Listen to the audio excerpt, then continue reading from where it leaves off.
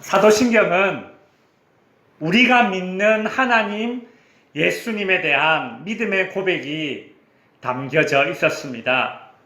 전능하사 천지를 만드신 하나님 아버지를 믿사오며 하나님에 대한 믿음을 고백했죠. 그리고 더 나아가서 그 외아들 우리 주 예수 그리스도를 믿사오니 예수님에 대한 믿음도 고백했습니다.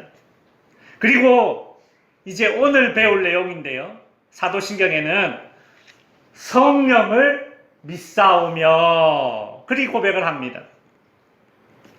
여러분, 제가 처음 사도신경을 이제 시작할 때에 하나님을 믿는다, 예수님을 믿는다, 그리고 오늘 성령님을 믿는다라는 이 믿는다라는 말이 어떤 의미가 있느냐? 내 심장을 드린다. 그 의미가 있다고 말씀드렸습니다. 그러니까 하나님을 믿습니다. 이 말은 하나님께 내 심장을 드립니다. 그 뜻입니다. 예수님을 믿습니다. 그 말은 예수님께 내 심장을 드립니다. 그 뜻입니다. 그리고 오늘 사도신경에 누구를 믿는다고 고백합니까? 성령을 믿사오며 내 심장을 성령님께 드립니다. 똑같은 고백입니다. 여러분, 성령님도 하나님, 예수님과 마찬가지로 우리가 심장을 드려야 할, 즉 나의 가장 귀한 것을 드려야 할 믿음의 대상입니다. 로마서 8장 9절에 보면 성령님이 누구신가? 이렇게 정의 내리고 있습니다. 만일 너희 속에 하나님의 영이 거하시면, 여기서 거하시면이라는 말은 머물면, 우리가 야외에 나가서 이렇게 머무르기 위해서 텐트를 치지 않습니까? 여기서 만일 너희 속에 하나님의 영이 거하시면, 이 말은 거처를 마련하면, 텐트를 치면 그 뜻입니다. 그러니까 하나님의 영이 우리 안에 텐트를 치는 거예요. 머물기 위해서. 그러면 너희가 육신에 있지 아니하고 영에 있나니 누구든지 그리스도의 영이 없으면 그리스도의 사람이 아니라. 여기에 보면 하나님의 영이라는 말이 나오고 또 그리스도의 영이라는 말이 나옵니다. 근데 이 하나님의 영, 그리스도의 영은 성령님을 가리키는 것입니다. 맨 밑에 보시면 제가 이렇게 적어놨죠. 성령 이꼴 하나님의 영 이꼴 그리스도의 영. 그리스도는 예수님이죠. 그죠? 하나님의 영, 예수님의 영, 다른 말로 성령입니다. 여러분, 성경에는 하나님, 예수님, 성령님을 이것처럼 이렇게 한 분으로 묘사하고 있습니다. 그런데 어떤 분은 또 이런 오해를 하고 계시는 분도 간혹 있으세요. 예를 들어서 하나님이 제일 높으신 분, 그 다음에 예수님, 그 다음에 그보다 조금 낮으신 분이 그 아래에 이제 성령님, 이렇게 서열을 이렇게 있다, 이런 생각을 가지고 있습니다. 그러나 그렇지 않죠. 여러분, 성령님은 하나님, 예수님과 동등하게 존귀하신 분이십니다. 우리의 믿음의 동일한 대상입니다. 성령님은 천지를 창조하실 때에 그때 함께 천지를 창조하셨고, 성령님은 예수님이 이 땅에 오실 때에, 즉 성육신의 순간에도 함께 계셨습니다.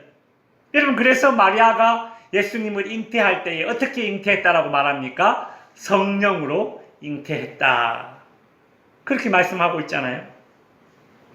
이런 성령님인데 간혹 어떤 사람들은 오해를 하는 거예요. 성령님을 하나님, 예수님 그 아래에 있는 한 서열 3위 정도로 이렇게 이제 착각하는 것은, 이것은 매우 잘못된 오해입니다.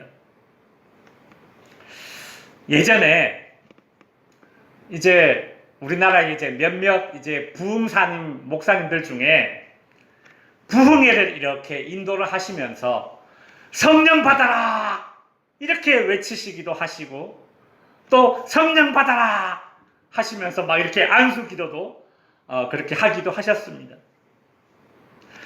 그러나 여러분, 이것도 엄밀하게 신학적으로 따지면 성령님에 대한 오해입니다.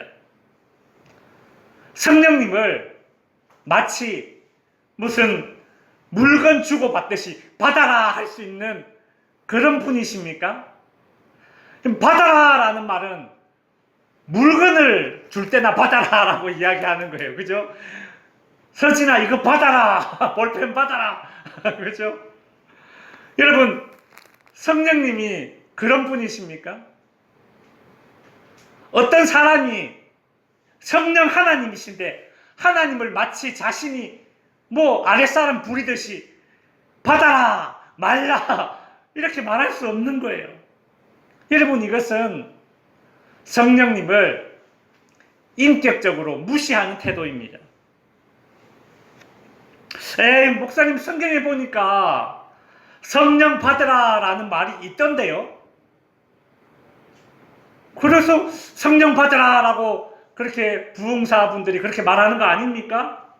예, 성경에 보면 성령을 받으라 라는 말이 나옵니다. 근데 그 말을 누가 했는지 그걸 알아야 돼요. 요한복음 20장 22절에 보시면 예수께서 또 이르시되 너희에게 평강이 있을지어다 이 말씀을 하시고 그들을 향하사 숨을 내쉬며 이르시되 무엇이라고요? 성령을 받으라. 여러분, 성령을 받으라 라고 말씀하신 분이 누구세요? 예수님이요. 예수님은 제자들에게 내가 승천하고 나면 내가 너희들에게 자신의 영, 예수님의 영, 즉 성령을 너희에게 보내주겠다 그렇게 약속을 하셨습니다. 예수님은 성령님과 하나이시고 동등한 분이시기 때문에 제자들에게 성령을 받으라 라고 말씀하실 수 있습니다. 예수님은 그리 말씀하실 수 있으세요. 그런데 사람이 감히 성령 받으라 라고 말하면 그 사람이 성령 받습니까? 이거는 일어날 수가 없는 일입니다. 예수님의 제자 중에 수제자라고 하죠. 빼어날 숫자를 쓰는 겁니다. 예수님의 제자, 수제자 누굽니까? 베드로. 베드로는 초대교회 성도들에게 성령을 받으라 라고 말하지 않았습니다. 이렇게 말했습니다. 사도행전 2장 38절에 보면 베드로가 이르되 너희가 회개하여 각각 예수 그리스도의 이름으로 세례를 받고 죄사함을 받으라. 그리하면 성령의 선물을 받으리니 라고 말했어요. 성령 받아라 라는 말과 성령의 선물을 받으리니 라는 말은 전혀 다른 말입니다. 맞죠? 너무 다른 말이에요. 옛날 성경에는 성령을 선물로 받으리니 이렇게 기록되어져 있었어요. 그래서 사람들이 마치 사람이 성령을 어떻게 이렇게 조정하고 컨트롤할 수 있다라는 그런 오해를 줄 수 있으니까 이거 잘못됐다 이렇게 해서 이제 성경을 다시 번역했습니다. 우리가 보는 성경으로 이렇게 번역했어요. 성령의 선물을 받으리니 이렇게 고쳐서 번역을 하게 된 겁니다. 여러분, 바울도 에베소서 5장 18절에서 술 취하지 말라 이는 방탕한 것이니 오직 성령으로 충만함을 받으라 라고 했습니다. 바울은 성령 받아라 그리 말하지 않았어요. 성령의 충만을 받으라 라고 말했습니다. 여러분, 이것은 전혀 다른 말입니다. 성령의 충만을 받으라는 말은 성령님에게 완전히 지배되는 삶을 살아라 그 뜻이에요. 술을 마시면 처음에는 어떻게 됩니까? 사람이 술을 먹고 나중에는 술이 술을 먹고 마지막에는 술이 사람을 먹는다 이런 말이 있잖아요. 처음 들어보십니까? 그 말이 무슨 의미예요? 술이 사람을 지배하잖아요. 술 취했다는 건 술이 사람을 지배하거든요. 술 취해가지고 막 안 하던 짓도 하고, 그죠? 술에게 지배당한 겁니다. 술 취한 것은. 그 비유를 들면서 바울이 하는 말이 술 취하지 말고 성령에 취해라. 즉 성령의 지배를 받아라. 그 말입니다. 성령의 충만함을 받아라라는 말은 그 뜻이에요. 충만이라는 것은 가득 찼다는 뜻 아닙니까? 자동차에 기름 만땅 이렇게 이야기하듯이 내가 성령님에게 완전히 만땅으로 지배당하는 삶을 살아라. 이제 그 뜻입니다. 전혀 다른 말이죠. 성령 받아라. 그리 말할 수가 없는 것이에요. 여러분, 성령님은 누구십니까? 하나님이십니다. 인간이 받으라, 마라, 가라, 와라 그리 할 수 있는 분이 아니세요. 성령님을 향해서 소위 이제 성령 운동하는 분들이 이런 기도를 합니다. Come here, come here. Come here이 뭐예요? 오라는 거예요. 이제 오라는 거예요. Come here, come here. 그러면서 뭐라고 얘기하는가? Come here, Holy Spirit. Holy Spirit이 이제 성령이란 뜻이거든요. 영어로 그렇게 이야기하는 게 Come here, Holy Spirit. 그 다음에 뒤에 Please. 아니 please 말 붙여도 안 되는 거예요.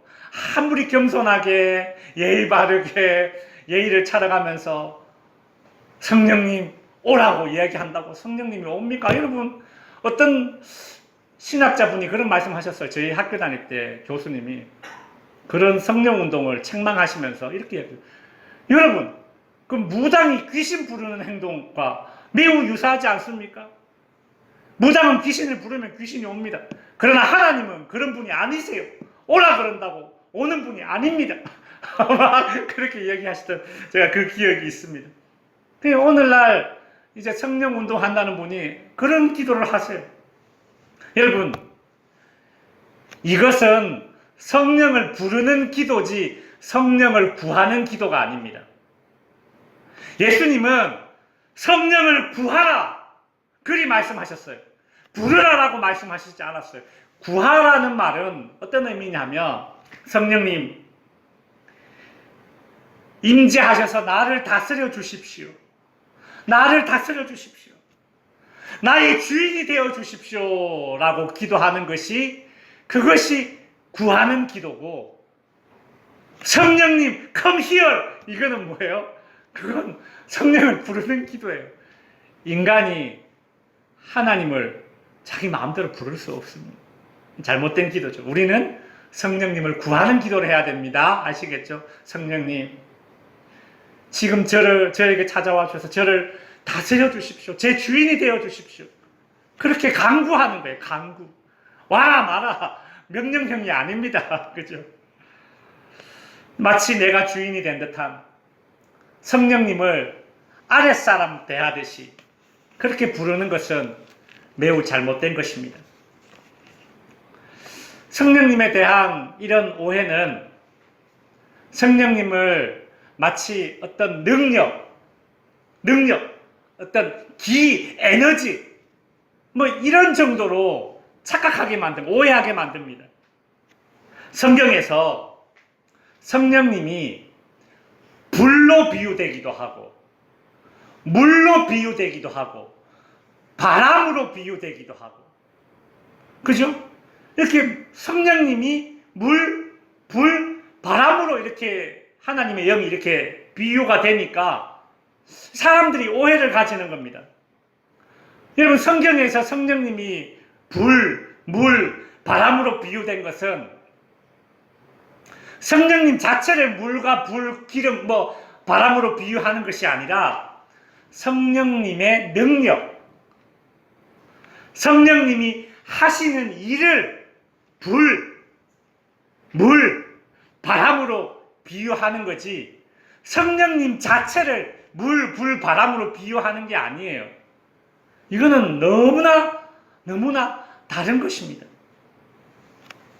그러니 성령님의 존재 자체를 어떤 물, 불, 바람처럼 어떤 힘, 에너지 정도로 이렇게 오해해서는 안 됩니다. 성도 여러분, 성령에 대해서 우리가 오늘 배우고 있는데 이거 한 가지는 꼭 기억하셔야 됩니다. 성령님은 따라하세요. 인격적인 분이시다. 예. 성령님은 인격적인 분이십니다. 성령님은 인격적이다. 여기서 인격적이라는 말은 지정의를 가지신 분입니다. 지가 뭡니까? 지식. 정이 무엇입니까? 감정. 의가 무엇입니까? 의지. 성령님은 지식, 감정, 의지. 우리 인간처럼 말이죠. 인격적인 분이세요. 인격적인 분. 그럼 우리 인간의 인격 지정의와 성령님의 인격 지정의가 그러면 뭐가 다르냐? 뭐가 다르겠어요? 우리 인간의 인격은, 인간의 지정의는 불완전하고 유한합니다. 그러나 성령님의 인격, 성령님의 지정의는 완전하고 어때요? 무한하죠. 그 차이가 있어요. 성령님은 인격적인 분이십니다. 지정의를 가지신 분이라고 성경에 분명히 이야기하고 있습니다. 한번 볼까요? 고린도전서 2장 10절에 보면 성령님은 인격적이신데 특별히 성령님의 이 지적인 능력에 대해서 이렇게 말하고 있어요. 성령은 모든 것, 곧 하나님의 깊은 것까지도 뭐 하신다? 통달하신다. 여러분, 통달이라는 건 뭡니까? 이거는 지적인 능력이에요. 통달하신다. 뿐만 아니라 성령님은 감정도 가지고 계십니다. 로마서 8장 26절에 보시면 오직 성령이 말할 수 없는 무엇으로? 탄식으로 우리를 위하여 친히 간구하시느니라. 성령님이 탄식하신답니다. 성령님 감정이 있으세요. 성령님이 왜 탄식하세요? 우리 때문에 탄식하신다. 성령님은 의지도 가지고 계신 분이십니다. 고린도전서 12장 11절에 보시면 이 모든 일을 같은 한 성령이 행하사 그의 무엇대로? 뜻대로. 의지가 있으신 거예요. 성령님의 의지대로, 뜻대로 각 사람에게 나누어 주시는 것이라. 그러니까 성령님께서는 자신이 이 은사를 각 사람의 뜻대로 이렇게 나누어 준대요. 이 사람에게는 이런 은사가 좋겠구나. 저 권사님에게는 이런 은사가 좋겠구나. 이 사람에게는 이런 은사가 좋겠구나. 성령님께서 자신의 은사를 각 사람에게 자신의 의지대로 나눠 주신다. 이제 그렇게 말하고 있죠. 의지를 가지고 계십니다.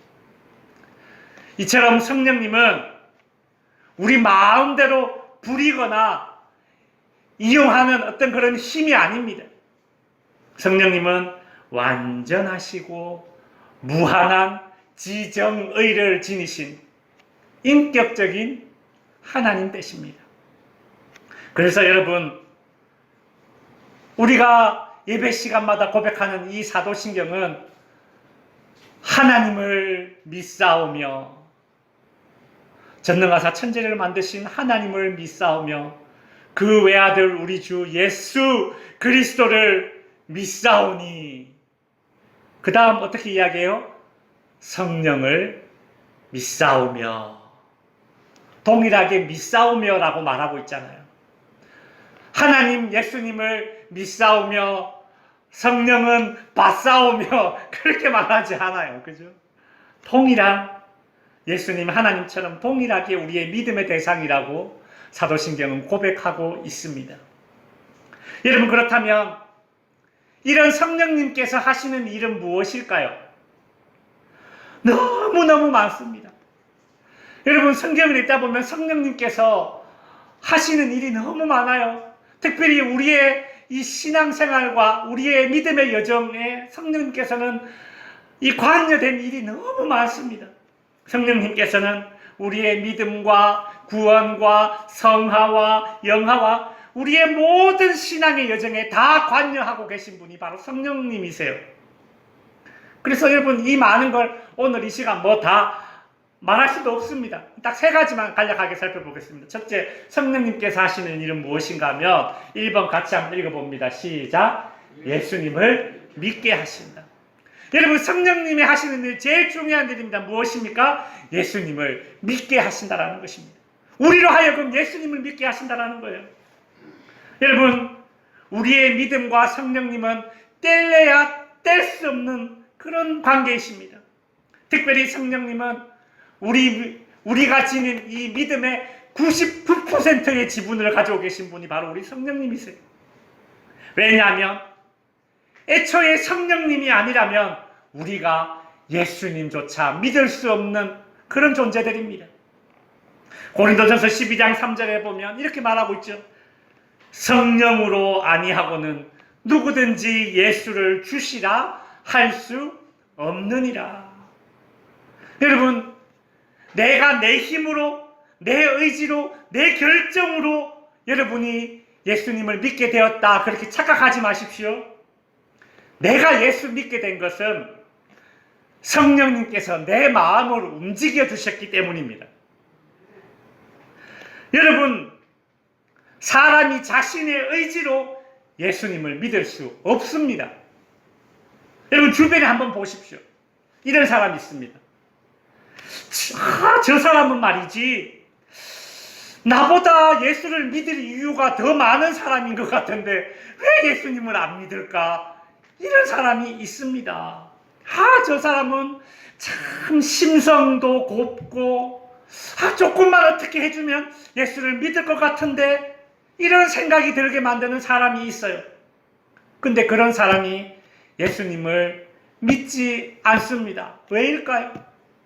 반대로 어떤 사람은 저 사람은 찔려도 피 한 방울 안 나올 사람이 저 사람은 예수 믿을 것 같지 않은 사람이야 그렇게 생각을 했는데 의외로 예수 믿고 교회 나오는 사람이 있습니다. 왜 그렇습니까? 애초에 사람이 예수님을 믿게 되는 것은 그 사람의 의지나 그 사람의 결정이 아니라 누구의 역할이에요? 성령님께서 하시는 일이기 때문에. 여러분 우리가 예수님을 믿는 거 이거 성령님께서 우리에게 주신 선물입니다. 선물이에요. 성령님이 하시는 일 두 번째는 말씀을 깨닫고 말씀을 믿도록 하십니다. 이것이 성령께서 하시는 일이에요. 요한복음 14장 26절에 보면 보혜사 곧 성령 그가 너희에게 모든 것을 가르치고 모든 것을 생각나게 하시리라. 성령께서 가르치고 생각나게 한다. 즉 말씀을 깨닫게 해주시는 분이라는 것을 우리에게 알려주고 있습니다. 여러분 성령님이 아니시고는 이 성경의 참 깊은 의미를 깨닫기가 매우 힘들고 무엇보다도 성령님이 아니시고는 이 성경책이 하나님의 말씀이다라고 믿을 수가 없습니다. 여러분 세상의 박사들, 똑똑한 사람들 이 성경을 엄청 읽고 막 국어책 공부하듯이 그렇게 연구해서 성경을 잘 아는 박사들이 있습니다. 그런데 이상하게 성경은 잘 알지만 이 성경이 하나님의 말씀이다라고는 인정하지 못해요. 성경책 내가 공부해보니까 성경책은 그냥 좋은 책 가운데 하나야. 양서 가운데 하나야. 세상에 이런 책 저런 책 좋은 책 많지 않습니까? 그런 책 중에 하나야. 그 정도로만 성경을 인정합니다. 왜 그렇습니까? 이 성경이 하나님의 말씀이다라고 믿겨지는 것은 내 생각이 아니라 누가 하신 거예요? 성령께서 그리 해주신 거예요. 여러분, 그러니 저와 여러분이 이 성경을 읽고 하나님의 말씀을 대할 때마다 이 성경책이 하나님의 말씀이구나 라고 믿겨진다는 것, 이것 또한 성령의 선물이요 은혜입니다. 성령께서 하시는 일 마지막 세 번째는 무엇입니까? 같이 한번 읽어봅니다. 시작. 부활로 이끌어 주십니다. 여러분, 성령님은 우리를 부활로 이끌어 주십니다. 로마서 8장 11절에 보면 죽은 사람들 가운데서 예수님을 다시 살리신 분의 영이 여러분 안에 계시면, 즉 성령님이 여러분 안에 계시면, 여러분 안에 계시는 성령님을 통해 여러분의 죽을 몸도 살리실 것입니다. 이게 무슨 말이냐면 성령께서는 예수님의 부활에 관여하셨고, 또한 훗날에 저와 여러분의 부활에도 관여하셔서 예수님의 부활이 저와 여러분의 부활이 될 수 있도록 우리를 부활로 영생으로 이끌어 주시는 분이 성령님이신 줄 믿습니다. 아멘. 이제 말씀을 정리하겠습니다. 여러분께 질문 하나 드리겠습니다. 여러분, 성령 받으셨습니까? 이런 질문을 듣고 어떤 성도님들은 네, 아멘이라고 선뜻 대답하지 못하는 그런 교인들이 의외로 있습니다. 왜 그럴까요? 나는 방언도 못하는데, 나는 어제도 죄 짓고 오늘도 죄 지었는데 내가 성령 받았다라고 말할 수 있을까? 뭐 이런 생각들을 하십니다. 그러나 성령 받으셨습니까? 이렇게 질문하면 좀 잘못된 질문입니다. 제가 이 질문을 고쳐서 다시 여러분들에게 질문해 보겠습니다. 여러분, 예수님을 믿으십니까? 예. 여러분, 예수님을 여러분의 주님으로 믿으십니까? 아멘. 여러분, 이 성경책을 하나님의 말씀으로 믿으십니까? 아멘. 여러분도 훗날 예수님처럼 부활하게 될 줄 믿으십니까? 아멘.